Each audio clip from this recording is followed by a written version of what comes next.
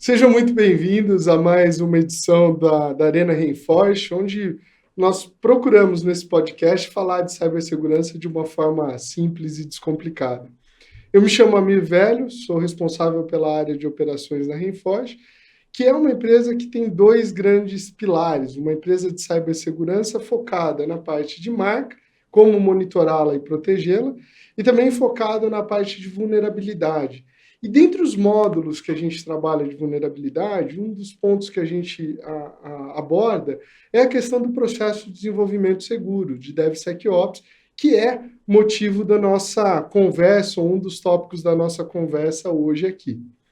Hoje eu tenho o prazer de receber aqui para a nossa conversa o Marcel Pazini, que é atualmente superintendente de TI na First Digital Service, que é uma empresa de tecnologia do Grupo Santander, né? Presta serviço aí, ou toda a base de tecnologia do Grupo Santander. Marcel, seja muito bem-vindo. Desde já eu aproveito para agradecer pela sua participação.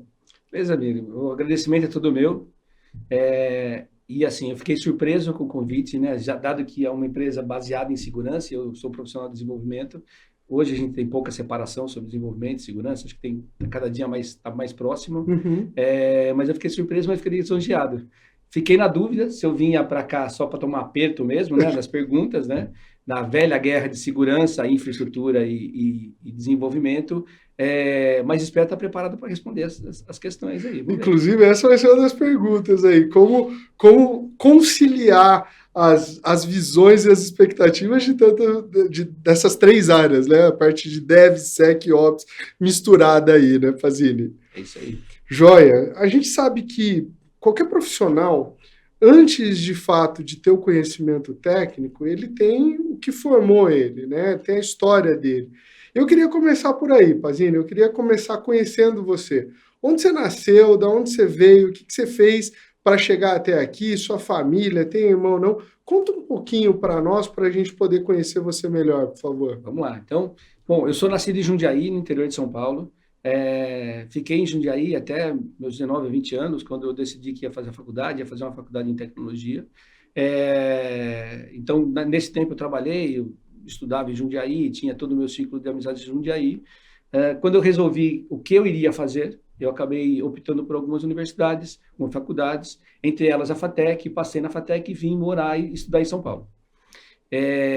Outros tempos, isso faz aí alguma coisa próxima de uns 30 anos de formado. Faz bastante tempo, a tecnologia era bem diferente do que tem hoje. Eu diria que era muito mais simples do que tem hoje, né? Hoje a complexidade é muito maior.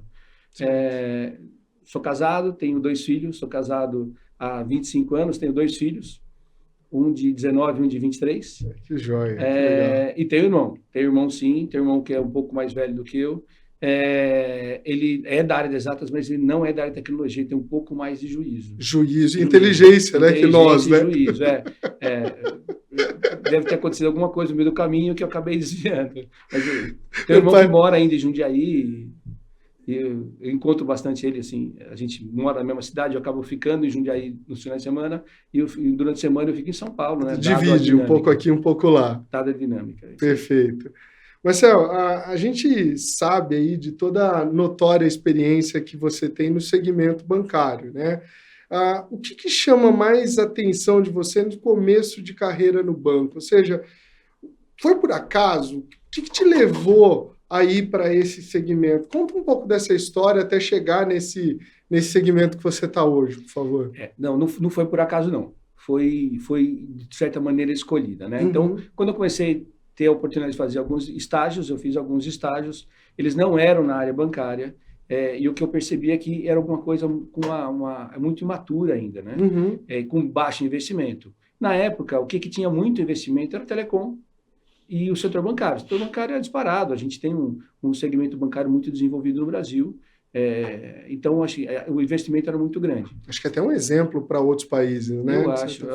E a gente tem tido muito sucesso com isso, né? Então exporta muitos cases aqui. Acabei entendendo que o segmento bancário era um segmento mais organizado na época, para a área de tecnologia, que tinha mais investimento, onde eu poderia aprender mais. Consegui um estágio em um banco que já não existe mais, Banco Noroeste, que foi adquirido pelo Santander. Eu já não estava mais nenhum e nem outro, né? Eu estava no interim. Mas e lá foi onde eu fiz toda a parte de estagiário, trainee, júnior. Então, foi o início da minha carreira, foi no segmento bancário, no Banco Noroeste, na área de desenvolvimento de sistemas mainframe. Uau! Ou seja, desde aquela época com desenvolvimento, você já tinha um pé em desenvolvimento ali. Na verdade, eu sou meio nômade, tá? Então, eu já fui desenvolvimento, eu já fui infraestrutura, já fui fraude, já fui processo, já fui estratégia, já fiz muita coisa nessa carreira aqui, até talvez por um perfil de ficar buscando coisas diferentes. Ou seja, você tem uma visão ampla de todas as áreas, o que também é muito bom para entender como que essas áreas funcionam na dinâmica do dia a dia. Eu acho que ajuda muito até na empatia. Joia. Os últimos Sabia a dor, todos, né? O sapato. Os últimos anos todos foram em desenvolvimento de sistemas, mas eu falo muito para minhas equipes. Se a gente não calçar o sapato do outro, a gente não entende a dor, como você colocou agora. Então, ter passado por diversas áreas, eu acho que traz um pouco dessa empatia e um pouco da bagagem. Óbvio que quando eu trabalhei com a infraestrutura que tem hoje, não aproveita conhecimento, mas talvez aproveita a dinâmica, a lógica de como as coisas acontecem. E sempre tem algum link, né? Algum link que dá para fazer entre as áreas. Sempre. Joia. E por se tratar de um segmento altamente regulamentado, né? E talvez o principal alvo aí em termos de ataque, o que você diria que é um desafio, ou um maior desafio a ser encarado pelos times e pelos profissionais de segurança no segmento? E lógico, quando eu estou falando de segurança, eu estou falando de tecnologia como um todo. Então, olhando também para a segurança, mas sobre esse aspecto de tecnologia, de desenvolvimento, que é um dos pontos que a gente vai abordar bastante aqui hoje, o que você diria que é um desafio grande? Eu acho que o grande desafio é o seguinte: o banco depende de credibilidade. Então, assim, a gente tem que trabalhar dobrado ou se proteger dobrado para evitar que aconteçam as coisas. A quebra de credibilidade de um banco impacta nos clientes, né? Não só na parte de informações, são hipersensíveis, mas também impacta na credibilidade nas ações do acionista, sociedade, tudo impacta com essa questão dos bancos. A gente tem uma questão cultural também, né? É difícil, a gente pega muita gente do mercado para trabalhar e tem toda uma questão cultural de que vem muitas vezes de outros segmentos e que não tem a mesma bagagem, a mesma preocupação com segurança. E tem um outro ponto que eu acho que a gente tem que levar bastante em consideração, é que como gira muito dinheiro, ele é foco de ataque, né? Então, todos os bancos, todos os dias são atacados. E a gente tem que estar preparado para fazer essa defesa. Tanto nos sistemas mais novos, como nos legados. Então, você pega um banco, os bancos tradicionais do Brasil, todos os bancos, os 5 ou 6 principais bancos de varejo, ele trabalha com uma gama de sistemas muito grande.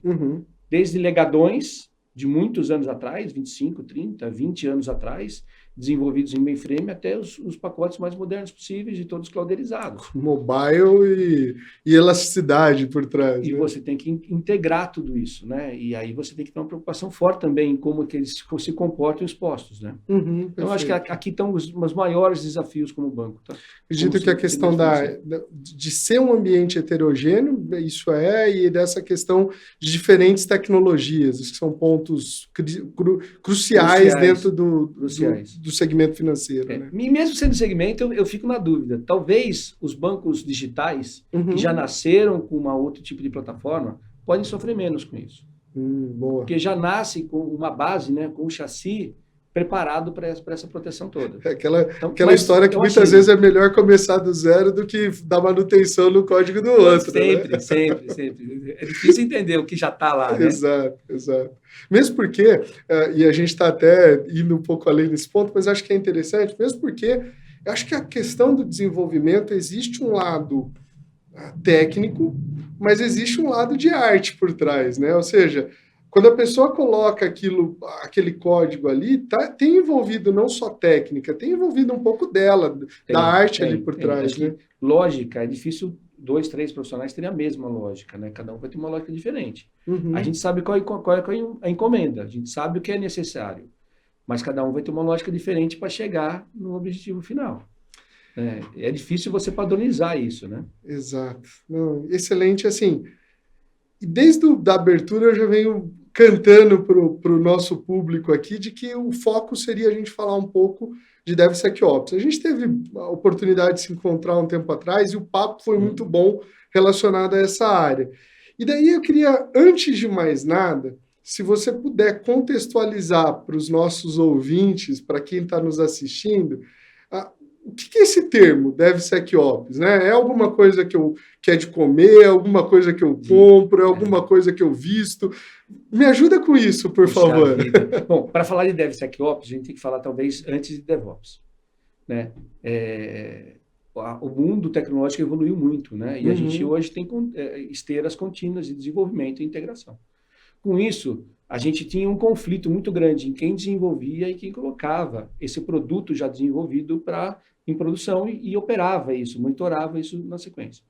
Quando eu tinha essas duas etapas muito separadas, eu sempre tinha ruído, eu sempre tinha conflito.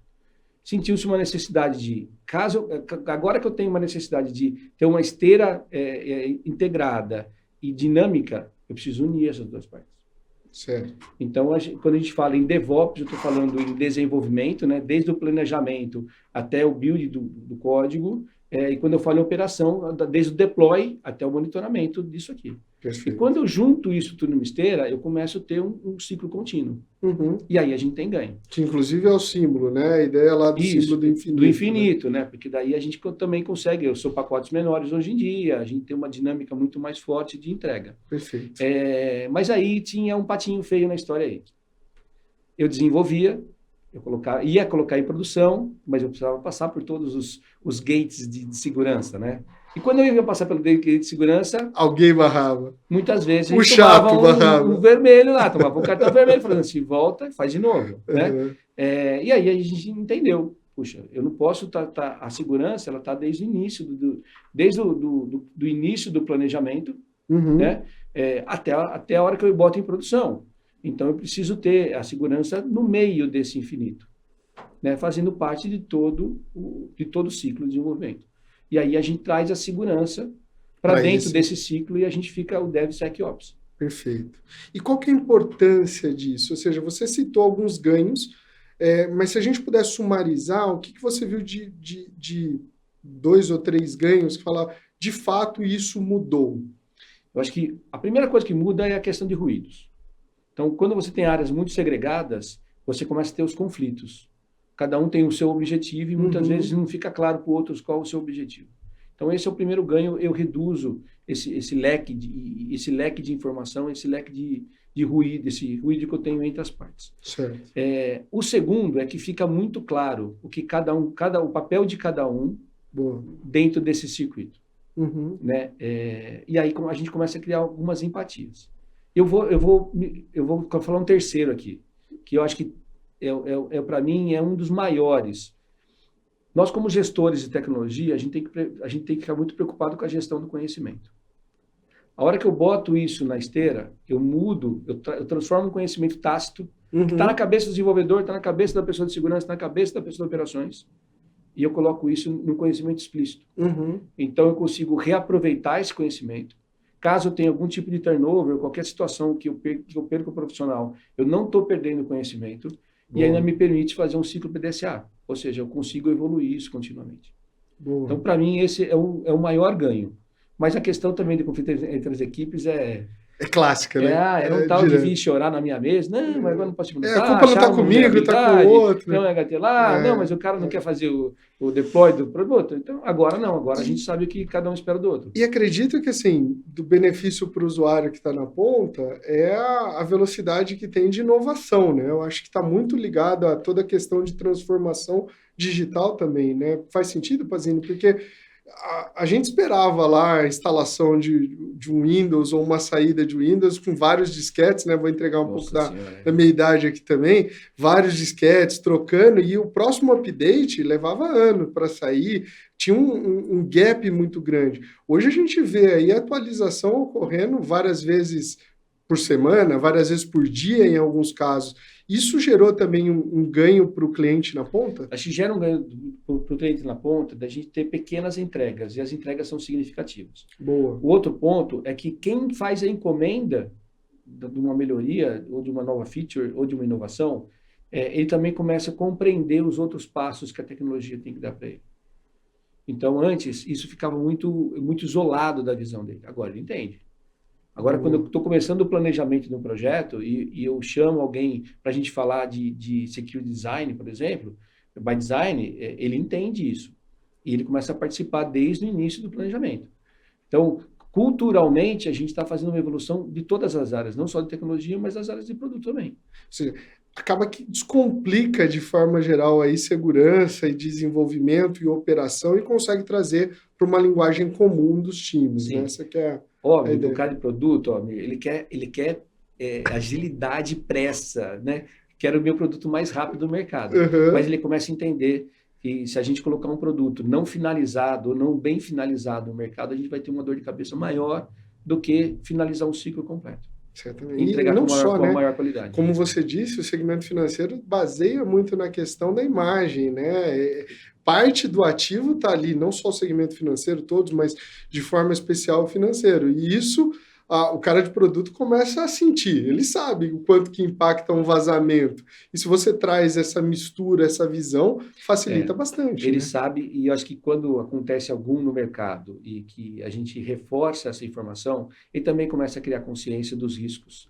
Né? E muitas vezes, para a gente conter alguma coisa de segurança, ela vai levar mais tempo do que uma construção bem feita. A partir da hora que essa cultura começa a disseminar em todas as partes, aí a gente começa a ter um pensamento único, né, que vai trazer essa robustez.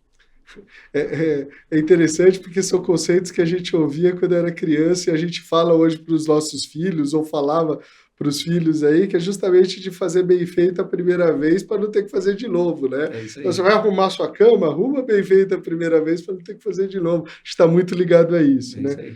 Legal. Isso se aplica, certamente sim, mas assim, como se aplica a outros segmentos? Ou seja, a gente está falando muito do financeiro ao qual você está inserido, mas você vê com colegas, com outros pares, talvez em outras áreas, desenvolvimento sendo realizado em outros tipos de empresas, usando esse conceito também de DevSecOps. Como que você está vendo isso, não só no segmento financeiro, mas em outros segmentos, Pazini? Essa é uma pergunta mais complexa, porque eu acho que depende muito da maturidade de cada empresa e mercado que ela atua. Ou mercado que ela busca. Não só atua, mas busca. Então, pega um banco, por exemplo, ele tem inúmeros parceiros, de todos os tipos. Né? Desde embosse de cartão, para call center, ele tem inúmeros parceiros. Eu não posso trabalhar com um parceiro que não tenha o mesmo nível de qualidade de segurança que eu, porque senão eu acabo fragilizando alguma das entradas. Esse ponto é muito importante. Então, agora, eu acredito que a gente tem outros mercados que tem uma menor maturidade, uma menor necessidade desse ponto todo. Então, eu acho que a gente tem todos os níveis ainda no mercado. Eu acho que você tocou num ponto extremamente importante, que é o ponto da cadeia, né? Se eu tenho um elo que é mais fraco, o atacante muitas vezes vai por ali para atacar você.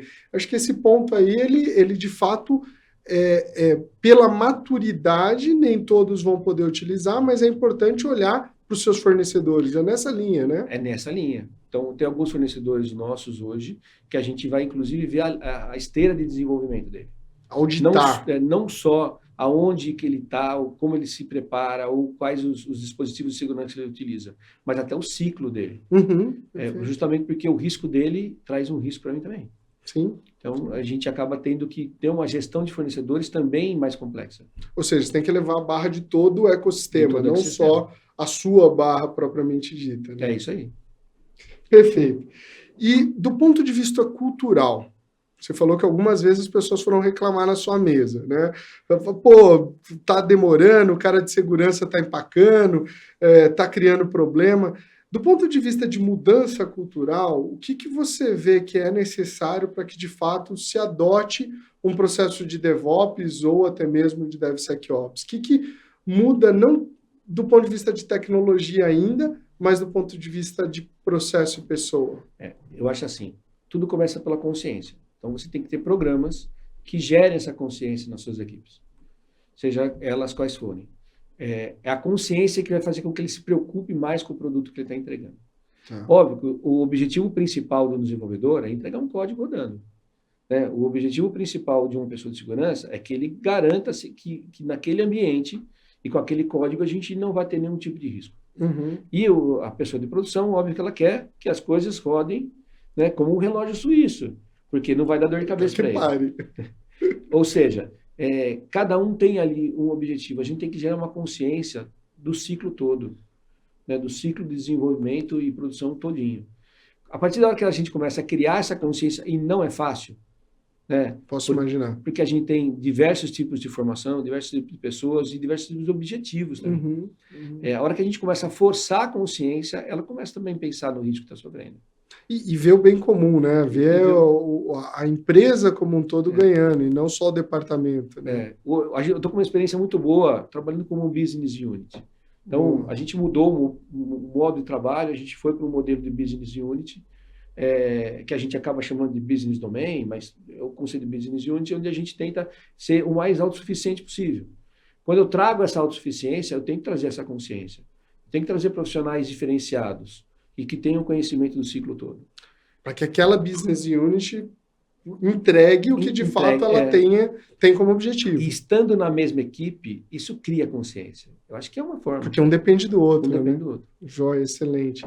Inclusive, em conversa, falando que a gente ia bater esse papo aqui, eu conversei um pouco com o nosso CTO. Nosso CTO é o Matheus e ele tem uma experiência grande nessa área também, Pazini. E daí, um dos pontos aqui que surgiu, que eu acho que é interessante você comentar, é a questão dos conflitos de KPIs. Você falou, os objetivos são diferentes, né? Então, existem KPIs diferentes para cada uma dessas áreas. Então, você citou o desenvolvedor, ele tem funcionalidade, ele quer atender negócio.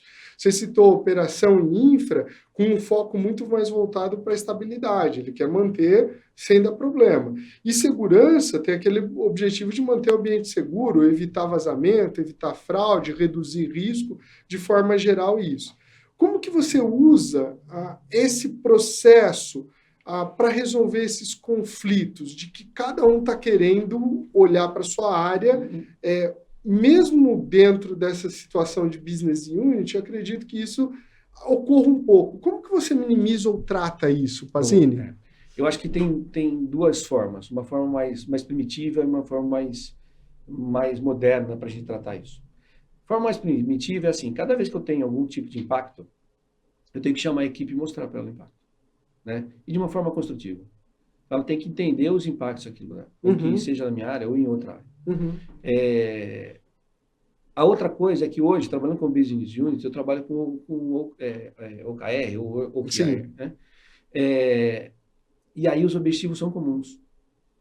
E quando a gente gera lá um objetivo e eu gero todos os KPIs que vão trazer aquilo para mim, todo mundo compra junto a história. Boa. Então, não adianta eu falar assim, eu vou ter um produto moderno. Beleza, mas frágil. Eu tenho um produto moderno, né, e que bom, mas ele não fica 24 horas no ar. Para um cliente de um segmento que é 24 horas. Então, quando a gente começa a olhar e destrinchar esse objetivo, eu acho que a gente começa a fazer com que todo mundo pense igual.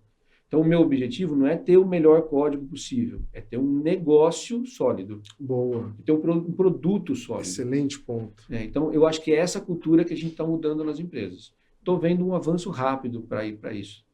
Né? Todo mundo pensando no negócio e não pensando em tecnologia. Eu sempre falei com a minha equipe, tecnologia por tecnologia, ela não te traz ganho. Eu tenho que trazer tecnologia atrelada a um ganho de negócio. A um produto, a um benefício para a sociedade, a um benefício para as empresas, seja ela qual for. Então, por tecnologia é aquilo que a gente faz dentro de casa para brincar, né? Naquele laboratóriozinho que você tem no canto ali, você faz só para brincar, para ver como que funciona. Mas quando a gente fala comercialmente, ela tem que trazer um benefício. Seja para o negócio ou para a vida das pessoas que são impactadas com isso. Legal, joia. E dentro disso, como que você tem trabalhado com a autorização para saber se aquilo vai para o ar ou não? Ou seja, existe muita automação hoje em dia e o processo da análise ela é feita completamente de forma padronizada e direta, né? Agora, por um outro lado, chega algum ponto que alguém tem que assumir o risco. Então, mesmo tendo essa vulnerabilidade, eu posso, em detrimento à segurança, mas em apoio ao negócio, permitir que aquela versão vá para o ar. Quem tem feito essa tomada, essa decisão aí no processo, no dia a dia, Pazini? Aqui você depende de um negócio chamado metodologia. Então, através da hora que você tem uma metodologia, você consegue medir qual o tamanho do seu risco, a gente consegue levar para os níveis certos para fazer essa atualização. Boa. E tem muitos riscos que a gente mesmo fala assim, não vai. Já mata mas eu tenho um lançamento do produto, eu tenho uma mídia associada, eu tenho um lançamento de uma mídia. Ok, mas o risco é grande. Então não faz o mínimo sentido a gente correr. E tem alguns que a gente pode ou não assumir, aí tem que ver o custo-benefício, e que daí, dada uma metodologia que te avalie bem esse risco, a gente consegue fazer as aprovações ou não, ou consegue justificar por que a gente não está entrando. Boa, uma melhoria. Então, na verdade, é apontar e sinalizar o risco para que as esferas competentes tomem a decisão. Isso quando não é um risco evidente. Eu acho que a gente tem que ter a automação, né, e a automação para me mostrar o risco de uma maneira padronizada, né, não empírica, mas padronizada. Então, metodologia para avaliar esse risco e um processo de aprovação bem definido. Boa, excelente. E dentro dessa estrutura a gente brinca aqui muito nos nossos episódios de PPT, não relacionada à apresentação, mas à pessoa, processo e tecnologia, como fica a tecnologia? Porque a gente está falando, ou tratou bastante essa questão cultural, tratou a questão de processos, falamos agora sobre processo de aprovação, mas e onde entra a tecnologia para apoiar essa esteira de produção de código? O que você pode comentar sobre isso, Pazini? Aqui a tecnologia entra para duas coisas. A gente automatizar e ter velocidade, né, velocidade de volume, e boas ferramentas que me tragam um conhecimento que alguém já desenvolveu ou já estudou. É isso que vai dar esse dinamismo para a gente. Eu posso fazer tudo manual? Posso. Leva um tempo. Tem uma certa segurança ali envolvida. Agora, quando eu automatizo isso aí, e a esteira traz toda essa automação, acho que essa é a parte boa. E eu consigo escolher ferramentas no meu ciclo de desenvolvimento que me tragam esse know-how, eu consigo trazer essa segurança no processo.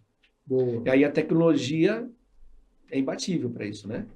Porque a gente processa milhões de vezes mais rápido do que alguém consegue fazer.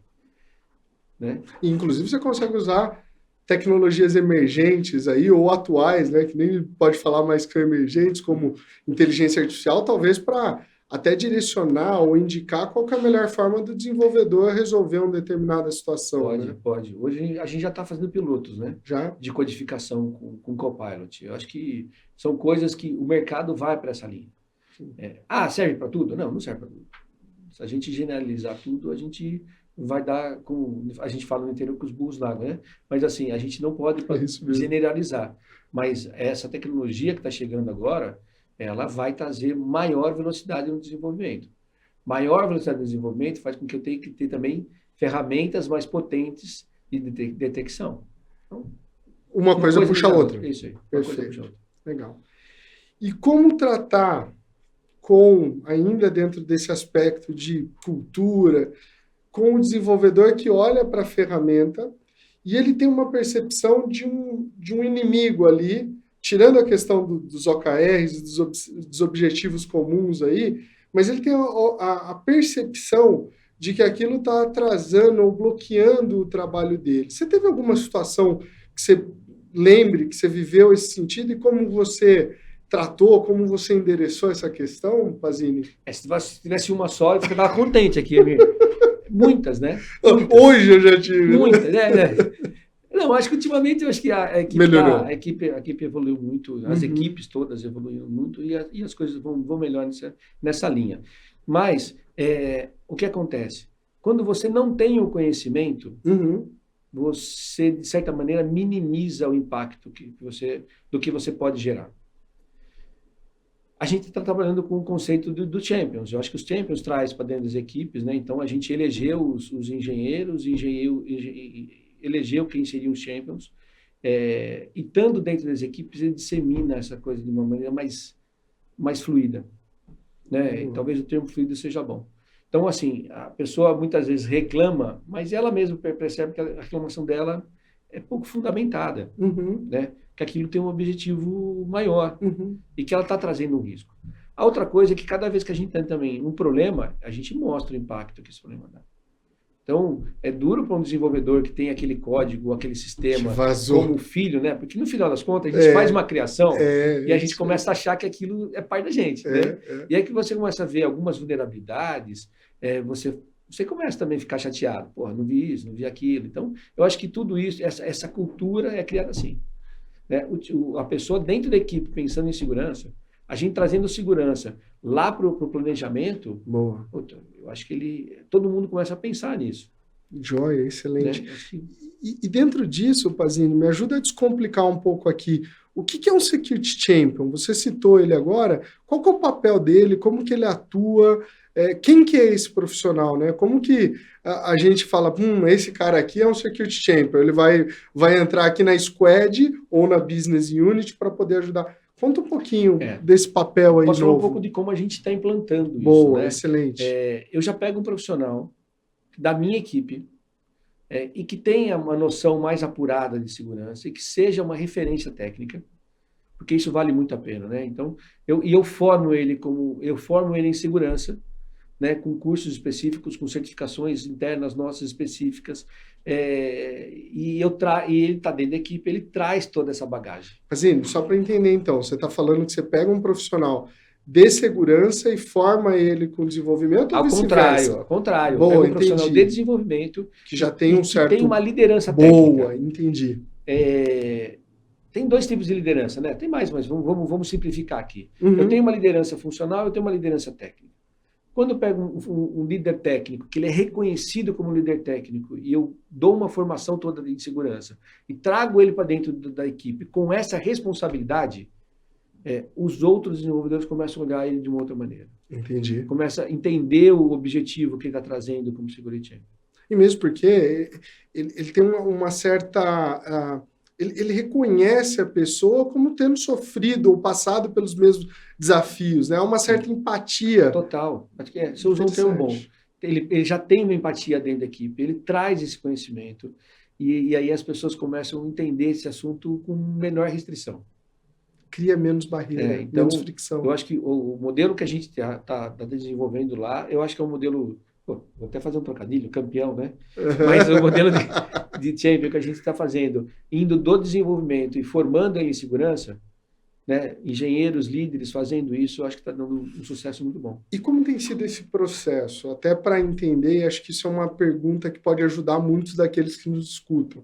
Você falou, olha, eu dou treinamento, que tipo de formação você dá de segurança para esse profissional que vem da área de desenvolvimento para falar, olha, agora, talvez o arquiteto, você tem esse background, você tem esse conhecimento que pode ajudar na área de segurança. Me fala um pouco das áreas ou dos conceitos, ou até mesmo dos treinamentos que têm sido difundidos. A gente acabou fazendo 3 tipos de certificação na parte de segurança. Uma certificação mais básica, e a gente obriga 100% das pessoas a fazerem.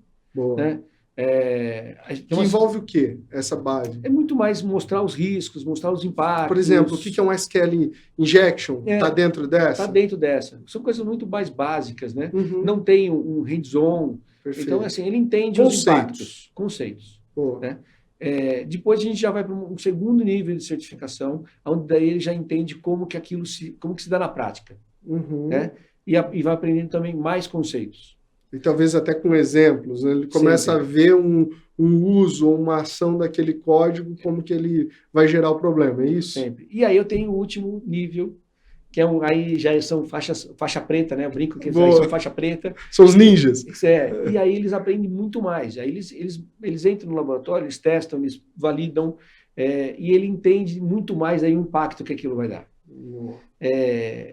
Esse Security Champion ele já entra lá na parte de design. Então, desde o início. E ele não vai causar estranheza entrando na parte de design, porque ele não é um elemento externo à equipe. Sim. Ele é um elemento da equipe formado para fazer aquilo. Sim.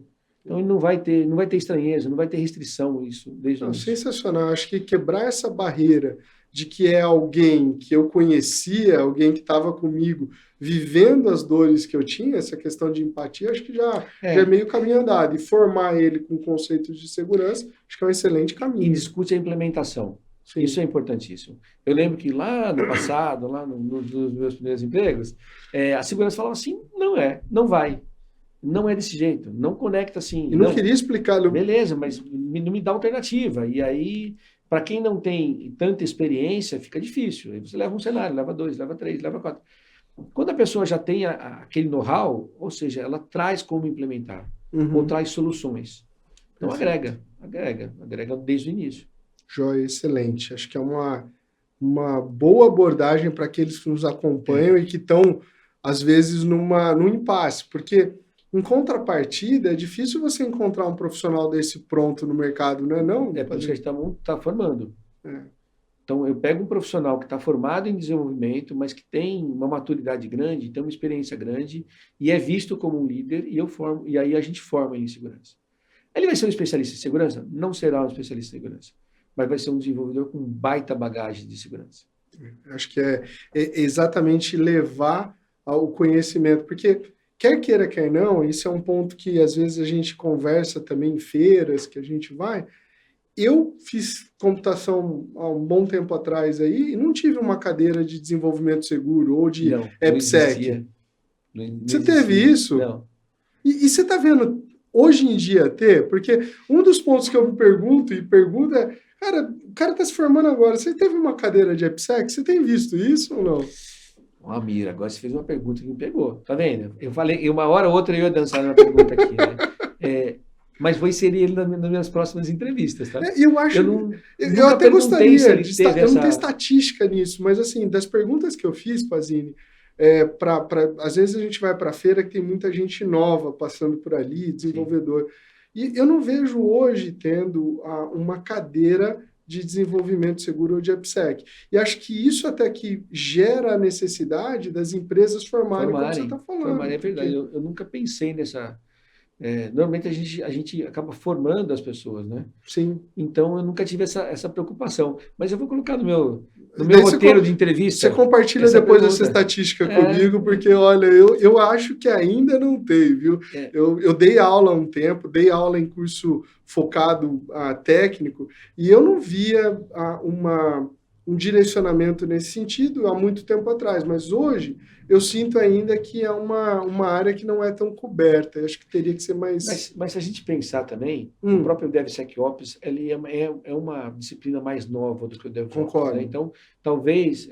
seja uma questão de tempo. E eu acho que no Brasil, as universidades elas caminham mais lento que o mercado. Concordo, entendi. O mercado acaba dando input para a universidade, não a universidade dando input para o mercado. Joia. Talvez agora eles entendam essa necessidade e traga isso para dentro dos currículos. Uma das coisas que, inclusive, Pazini, tem sido legal, a gente tem discutido, é justamente como ajudar nesse sentido, né? Como levar esse input do que a gente tem conversado aqui para ecoar nas faculdades, ecoar... Pô, eu preciso começar a pensar em segurança, como você disse, lá no design do produto, né? Senão eu vou nascer de forma errada e vai dar mais trabalho, né? O custo vai ser mais alto. E eu deveria já ter o requisito de segurança vindo do produto já. Exato. Antes mesmo de entrar para o design. A gente deveria ter... Um dia a gente chega nessa maturidade toda. E já deve ter empresa que tem isso no CERN. Sim. Sim. Um dia teremos todos. É isso aí. E dentro disso, a gente está falando um pouco de que um dia a gente terá isso. O que você vê para o futuro?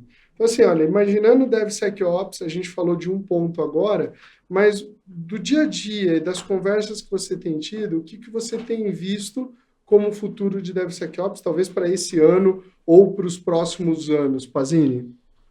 Eu acho que tem uma parte de futuro que eu acho que o IA vai trazer, né, em cima de muito mais automação e automações mais inteligentes para a gente poder fazer essa questão dos testes. E tem uma outra questão, que assim, é como que a gente agora, que está tudo na cloud, e que a gente tem provedores de cloud, que tem componentes que a gente utiliza, como que a gente começa a entender desses componentes, entender a evolução dele nesse parceiro, e começa a colocar isso na minha esteira.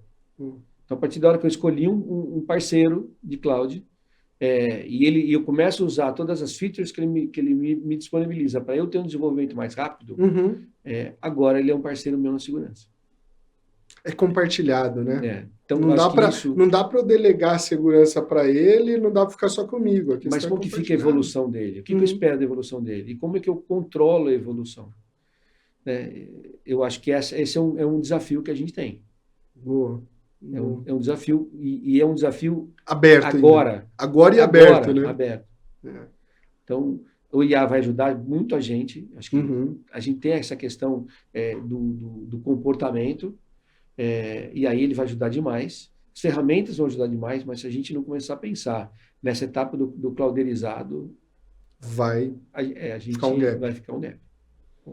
Então, isso para mim é emergencial agora, 2024, a gente tem que trabalhar muito nessa linha. Bom, entendi. E que conselho você daria para uma empresa, seja do segmento financeiro ou não, que está nesse processo de sair do DevOps, incluindo o Sec, ou mesmo indo para DevOps? Então, vou quebrar em duas partes essa pergunta.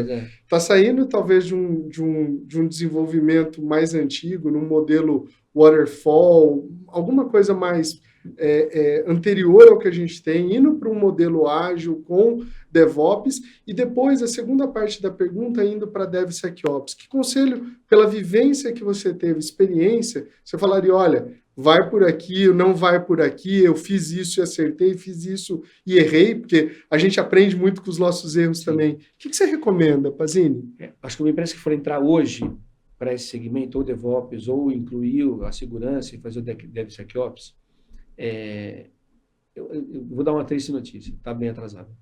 Está atrasado nesse ponto, e vai doer. Porque quando você está atrasado, você vai ter que correr atrás do prejuízo. O meu conselho que eu dou é o seguinte: procure no mercado um profissional que tenha essa bagagem. Para drivar, para ser o mentor ali. Ele vai acelerar a sua implementação. Ele vai ser um grande acelerador, já trazendo toda a experiência do mercado que ele teve para poder botar na sua esteira. As indústrias que conseguiram entrar antes, ela teve a questão de ir aprendendo ao longo do tempo e criando essa maturidade. Se for entrar agora, o conselho, busca um profissional já formado. Coloque um profissional seu que tenha mais ou menos esse skill para trabalhar junto. Para poder equilibrar, para poder levar para poder equilibrar e para poder também levar um pouco dessa cultura atual da empresa. Perfeito. E não ficar como uma pessoa que não tem nada a ver e não tem a mesma cultura da empresa, tentando colocar alguma coisa que não é tão fácil de implementar. E, Pazini, para quem está nesse nível, já tem uma esteira e está indo para DevSecOps, a recomendação segue na mesma linha ou você tem alguma coisa a adicionar nesse aspecto? Se já tiver uma boa equipe de segurança dentro, acho que segue na mesma linha. Tá. Aí, se ele já tem esse know-how todo da esteira, eu acho que ele poderia aproveitar, caso ele tenha os profissionais já formados. Se não tiver, vai buscar no mercado. Boa. E tem a seguinte cabeça: a segurança não pode nunca ser blocker, tem que ser enabler. Boa. Então, assim, se você não criar essa cultura, ela vai ser sempre mal vista. Independente de estando fora da esteira, dentro da esteira. Você pode até estar fazendo certo, mas está fazendo errado. O paradoxo. Ele vai bloquear o engajamento das pessoas. Perfeito. Então, isso tem que ser de uma forma muito, muito simples de implementar, muito livre daqueles preconceitos, de travas, isso, aquilo, para você poder ganhar engajamento. Boa. E nesse aspecto, o que você tem visto da carência do mercado? Porque você falou, procura no mercado, e você, em contrapartida, falou, eu formo. Qual é o caminho aí, ou qual a direção nesse aspecto que você tem falado para isso? Onde normalmente vai procurar um profissional formado desse, ou melhor, pegar, formar? O que você recomenda para essa empresa? A gente já entendeu para quem está formado, mas para quem está começando, procurar onde? Que profissional? Nessa questão, eu acho que um profissional, talvez, de infra, com bastante conhecimento de segurança, ele seja mais adequado. Boa. Ele vai conseguir ter essa visão mais fluida do ciclo todo. Né? Do infinito todo, ele vai conseguir ter essa visão mais fluida. Profissionais de desenvolvimento, normalmente, eles são mais fechados na parte de codificação mesmo, de coding, né? Então, eu acho aquela ideia, às vezes, do mundo, de estar focado, até de estar tão focado naquilo, não abrir ou não absorver outros pontos. Muitas vezes um profissional de operações, por exemplo, como ele pega um código, ele bota na produção, ele monitora, ele entende como que aquilo se comporta durante o dia, sazonalidades, talvez ele consiga ter essa visão do ciclo mais clara. Mas eu não fiz esse teste, tá? Isso aqui é um achismo, mas é um achismo de uma pessoa que tem uma experiência grande na área. Então, assim, talvez para quem já tem, começar com a área de desenvolvimento aplicando conceitos de segurança, e para quem não tem e precisa correr atrás porque está com um gap da transformação digital, é fazer o contrário, pegar o cara de infra e operação e talvez nesse aspecto da visão de segurança e colocar... Eu acho que pode ser mais rápido a implementação. Perfeito. Mas, excelente, acho que foram bons pontos. Eu queria conversar e caminhar contigo para um pica-fumo que a gente faz aqui, né? Já que a gente tenta colocar os nossos participantes aí para receber perguntas de outros, manter uma cadeia de conversa entre eles, e em contrapartida para fazer perguntas para outros que virão. Então, nesse primeiro momento, eu queria, já caminhando para a nossa etapa final desse podcast, colocar para você uma pergunta que o Marcos Paulo Ortolani deixou para você, e daí, em cima dessa pergunta, que você falasse um pouquinho para nós. Pode ser? Pode ser, lógico. Então, tá bom. Então, vamos colocar aqui. Ô, Marcel, prazer. Espero que eu não te coloque aqui numa saia justa. O Terente tentou, mas eu acho que eu consegui dar uma saidinha aqui. Mas brincadeiras à parte, Marcel, em banco, né? Eu sou da indústria, do óleo e gás, mas em banco se fala muito no mercado sobre o nível de investimento que existe, né? O nível de investimento altíssimo, até porque é o core de um banco prover a segurança, né?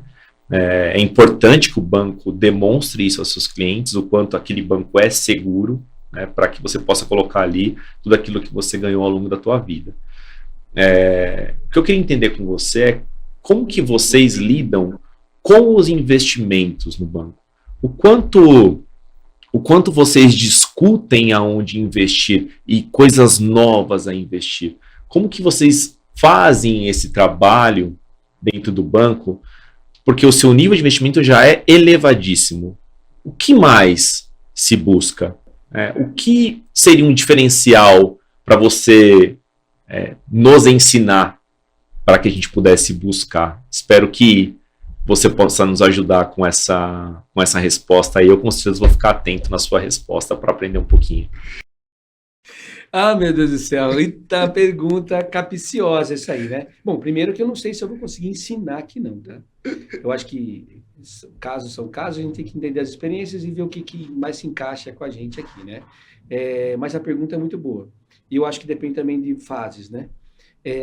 Eu acho que eu já vi orçamentos que foram feitos muito numa necessidade de crescimento de base, numa necessidade de lançamento de produtos.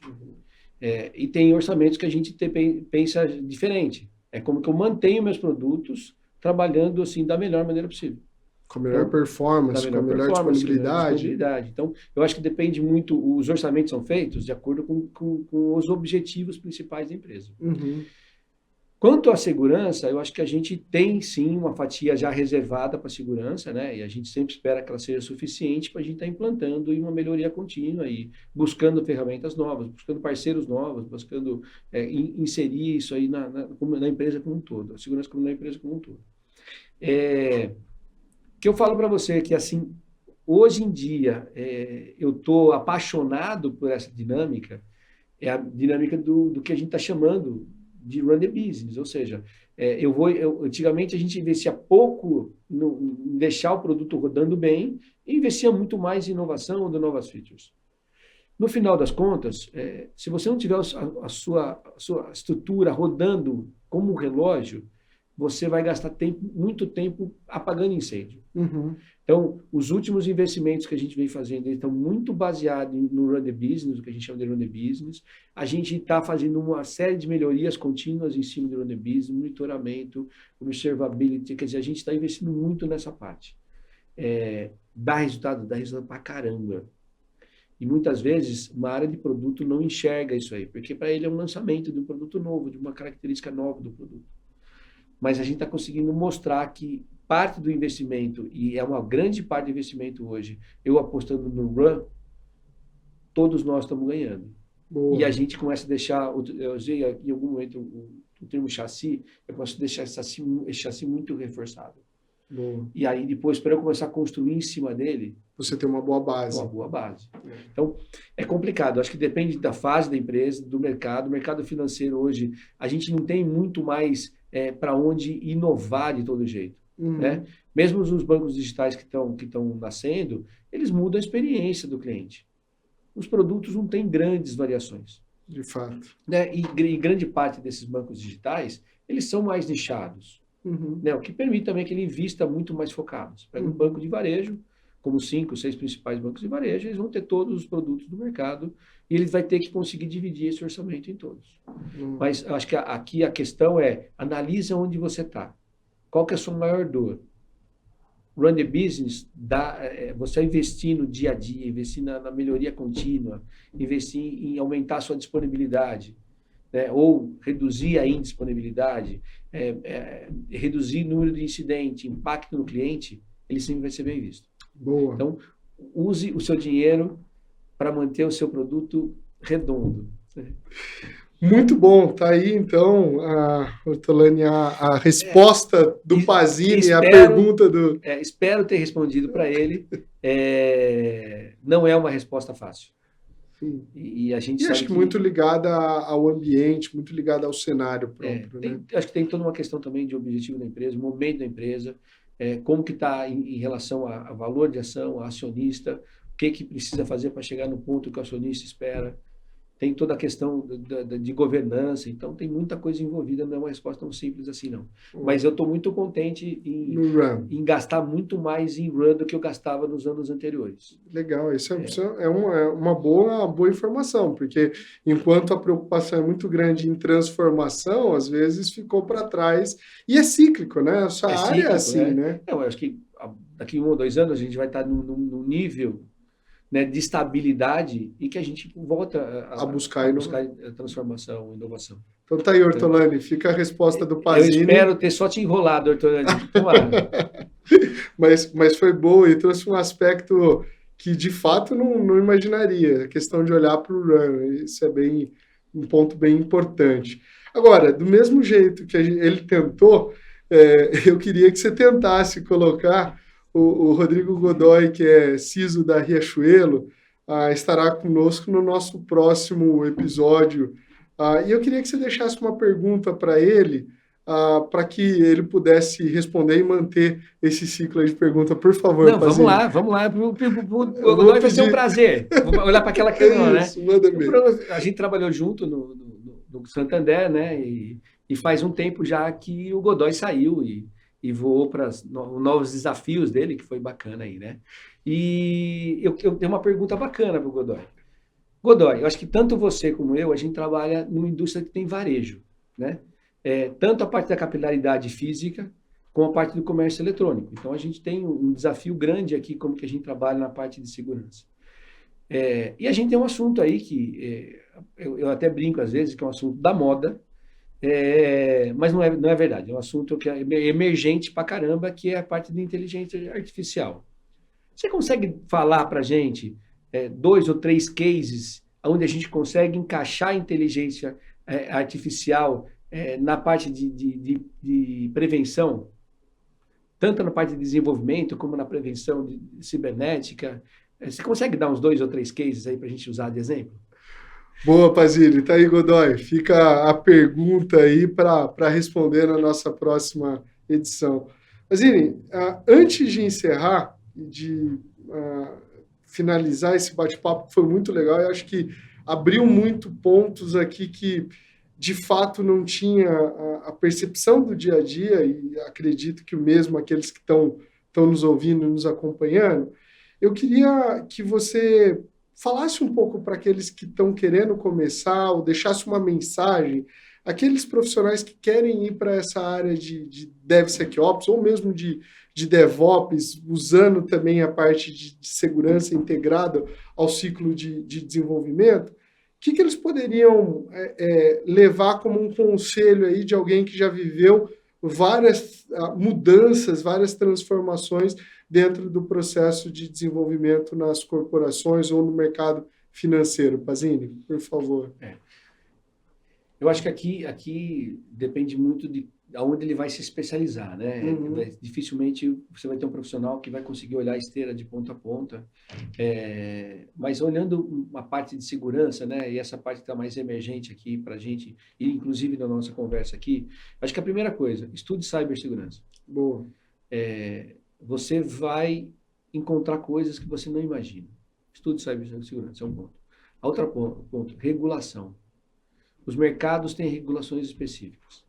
Né? Eu tenho lá em cartões, eu tenho PCI, então assim, cada mercado vai ter uma regulação específica. É importante que vocês estudem a regulação do mercado do qual vocês vão trabalhar.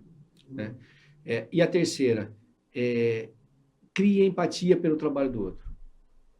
Assim você vai abrir portas e você vai ver como a gente às vezes tem alguns preconceitos, algumas travas que são desnecessárias para a nossa evolução. Né? E o restante, pessoal, aí é estudo contínuo. Porque esse nosso mercado, ele evolui muito rápido. Se você parar de estudar, você vai ficar estagnado. Tá aí, excelente. 3 excelentes dicas para aqueles que estão começando a carreira nessa área, né? Pazini, eu gostaria de agradecê-lo demais. Foi um bate-papo muito joia. Na verdade, todas as vezes que a gente tem essa chance de conversar tem sido, então agradecer por isso. E não sei se você quer deixar um fechamento aí, ou como as pessoas podem te procurar, conversar com você, para a gente encerrar. E desde já eu agradeço pela sua participação. Eu também vou agradecer. Foi divertidíssimo, né?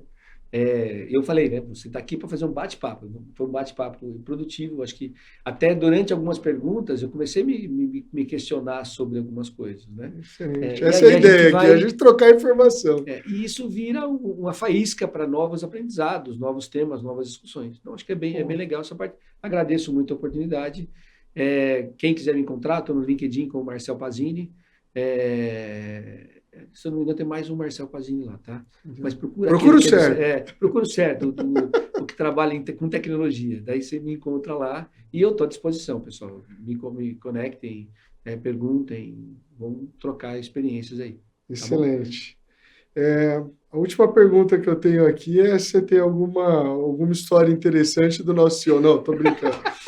Enfim, com o devido corte nessa parte, eu gostaria de agradecê-lo demais pela participação, Pazini. Obrigado. Valeu. E você que nos acompanha aqui mais esse Arena Reinforce, fica aqui na descrição os links para que você possa acompanhar-nos em outros canais. Estamos à disposição para trocar informação e a nossa ideia, de fato, é descomplicar. Eu fico por aqui e nos vemos no nosso próximo Arena Reinforce.